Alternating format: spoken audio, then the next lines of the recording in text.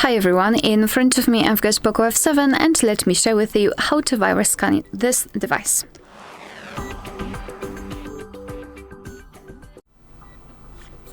So let's begin with finding a pre-installed app which is called Security. For sure you've got one. As I said, it is pre-installed, so your developer simply applied it to the system. Let's find it and enter it.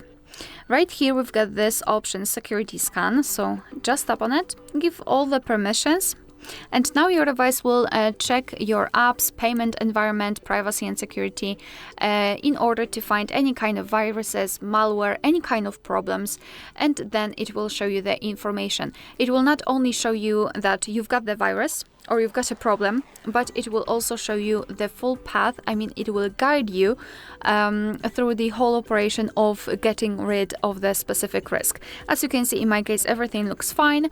But as I said, if your device will find anything, it will show the information, and no worries, you will be able to take care of the problem. Alright, so that will be all. Thank you so much for watching. Please hit the subscribe button and leave the thumbs up.